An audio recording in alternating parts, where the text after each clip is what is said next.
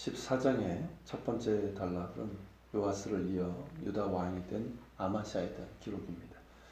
아마샤는 25세에 왕위에 올라 29년간 다스리게 됩니다.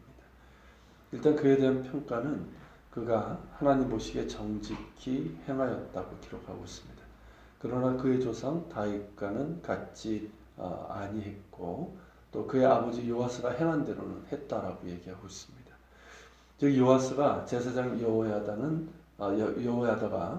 그를 교훈할 때는 율법에 따라 행했다는 것을 얘기하는 것이죠. 그런 면에서는 긍정적인 평가를 내리고 있습니다.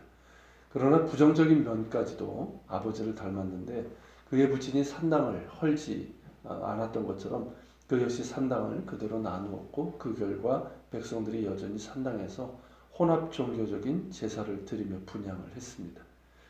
아마스의 정권은 처음에는 그리 견고하지 못했습니다. 그의 아버지 요아스가 신하들에 의해 살해되고 왕위에 올랐기 때문이죠. 그러나 얼마 후에는 그의 권력이 견고해지고 그러면서 그의 부왕을 살해한 자들을 죽이게 됩니다. 그러나 그들의 자녀들은 죽이지 않았는데 이는 율법에 아버지로 말미암아 자녀를 죽이지 말라고 한 그 규례 때문입니다. 이런 것들을 보면 아마샤가 어느 정도의 신앙적인 삶을 산 것 같습니다. 그러나 그는 왕으로서의 통치는 그렇게 성공적이지 못했습니다. 그 이유가 있습니다. 우선 그의 가장 큰 업적은 에돔을 쳐서 승리한 것인데요. 그래서 유다가 남쪽 엘랏까지 영토로 확장하게 되고 그러면서 다시 홍해로 이르는 그 무역로를 확보하게 됩니다. 그런데 이 과정에서 북왕국 이스라엘의 용병들을 돈을 주고 고용하게 됩니다. 이 부분이 역대하 25장에 나옵니다. 그 부분을 보면 그때 아마샤는 은 100달란트를 주고 북왕국의 용병 10만 명을 고용하게 됩니다. 상당히 많은 용병을 쓰게 된 거죠. 그런데 이름이 밝혀지지 않은 어떤 하나님의 사람이 아마샤에게 하나님께서는 북왕국의 군사들과는 함께하지 않으니 그들을 돌려보내라 그렇게 말합니다. 아마샤는 난처한 상황이 됐습니다. 큰 금액을 주고 10만 명이나 되는 용병을 고용했는데 돈도 돈이거니와 용병들을 돌려보내면 군사의 수가 크게 줄기 때문이죠. 그러나 하나님의 사람은 하나님께서 능히 왕을 도우실 수 있고 이보다 더 많은 것을 주실 수 있다라고 말합니다. 이에 용기를 얻은 아마샤는 북왕국의 용병들을 고향으로 돌려보냅니다. 그리고 유다 사람들만으로 에돔과의 전쟁에서 승리하게 되죠. 그런데 이 과정에서 도에 넘치는 잔인함을 드러냅니다. 열왕기하 본문에서는 소금 골짜기에서 에돔 사람들 10,000명을 죽인 것으로 나오지만 역대하에서는 그 외에 또 10,000명을 사로잡아서 바위 꼭대기에 올라가서 거기서 밀쳐 떨어뜨려 죽였다. 그렇게 기록하고 있습니다. 이는 분명 도에 넘치는 잔인함이고 그 바탕에는 교만이 깔려 있습니다.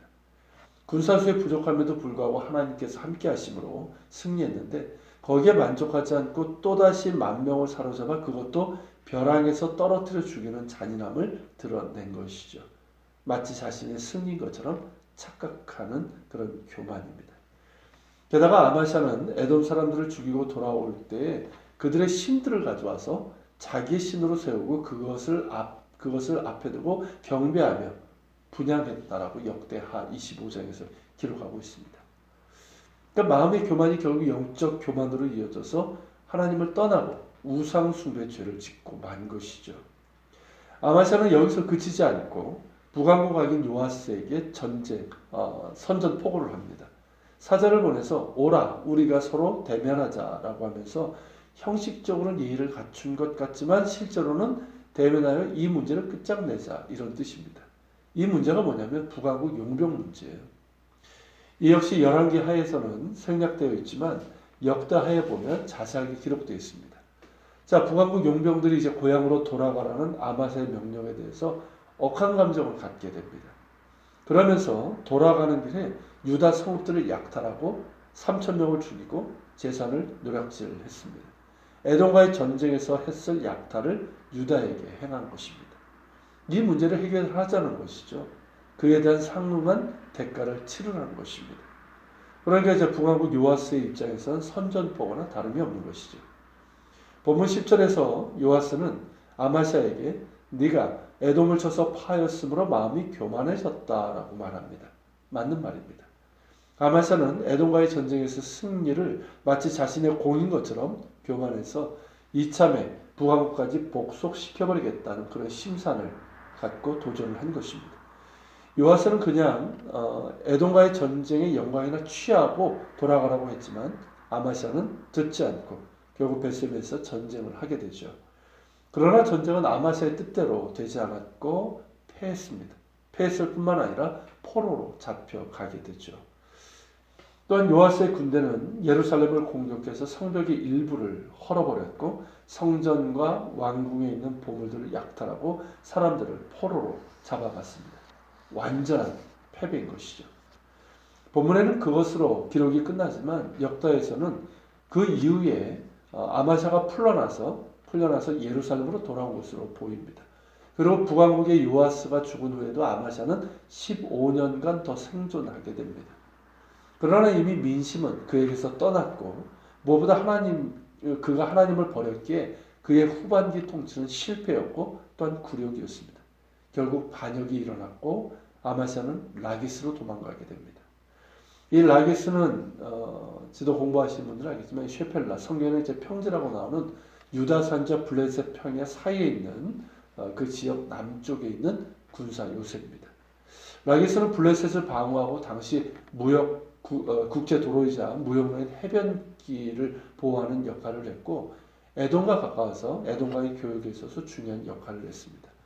그리고 상당히 견고한 요새입니다. 지금 남은 유적지도 보면 굉장히 높고 견고합니다.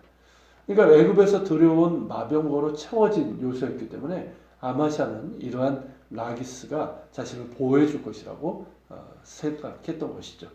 그러나 반역한 무리들은 암살자를 보내서 아마샤를 죽였고 그의 시체를 말에 실어다가 그의 조상들과 함께 유다 성읍 예루살렘에 장사하게 됩니다. 이것이 유다왕 아마샤에 대한 내용입니다. 어떻습니까? 나름대로 믿음도 있었던 것 같고 말씀대로 살려는 노력도 있었던 것 같습니다. 그러나 하나님 앞에 겸손한 믿음과 순종이 결여되었고 지혜도 부족했습니다. 그러니 자충우도를 했던 것이죠. 하나님을 의지하기보다는 돈으로 용병을 샀고 하나님의 사람의 말을 듣고 용병을 돌려보냈지만 에돔에 대한 승리가 자신의 공인 것처럼 그렇게 교만하고 잔인함을 드러냈습니다. 그 교만함이 무모하게 북왕국에 대한 선전포고로 호기를 부리게 되고 그 결과 참담한 패배로 나라가 위기에 처하고 성전까지 약탈당하고 말았습니다. 그 역시 비참한 최후를 맞이했습니다. 그런데 이런 모습이 어쩌면 우리에게 자주 볼 수 있는 모습은 아닌가 싶습니다. 우리 역시 하나님을 믿는다 하고 또 말씀대로 살려는 노력도 합니다. 그러나 우리 안에 하나님을 향한 겸손한 신뢰 그리고 하나님 앞에서 거룩한 삶의 순종이 있는가를 돌아보게 됩니다. 없는 것은 아니지만 부족하고 때로는 무언가 결여된 것은 아닌가 싶을 때가 있습니다. 하나님께서는 겸손한 자를 기뻐하십니다. 겸손히 당신을 신뢰하는 사람을 기뻐하십니다. 만일 우리가 하나님을 믿는다고 하면서 아마샤처럼 하나님이 주신 것을 마치 자신이 한 것처럼 교만해서 그 마음으로 하나님에게서 멀어진다면 무엇이 우리의 믿음이라고 할 수 있겠습니까? 하나님께서는 겸손한 자에게 승리도 주실 뿐만 아니라 지혜도 주십니다. 아마샤가 교만해 하나님으로부터 떠났을 때 그는 그저 자신의 감정대로 자충우돌했고 그런 비참한 결과를 맞이했는데 교만한 자는 어리석고 미련한 길로 갈 수밖에 없습니다. 하나님을 믿으십니까? 그렇다면 하나님을 향한 겸손한 신뢰로 나아가십시오. 하나님의 말씀에 순종하길 원하십니까? 그렇다면 하나님께서 원하시는 거룩한 순종으로 나아가십시오. 거기에 하나님의 함께 하시는 은혜가 있고 승리를 주시는 하나님의 지혜도 주어집니다. 하나님께서는 나를 존중히 여기는 자를 내가 존중히 여기고 나를 멸시하는 자를 내가 경멸하리라 하셨습니다. 하나님을 겸손한 신뢰와 거룩한 순종으로 존중히 여기는 자들이 될 수 있기를 바랍니다. 하나님께서 존중히 여기실 것입니다. 기도하겠습니다. 오늘 말씀을 기억하면서 같이 기도합시다. 주님, 아마샤의 모습을 통해서 우리 자신을 돌아보게 됩니다.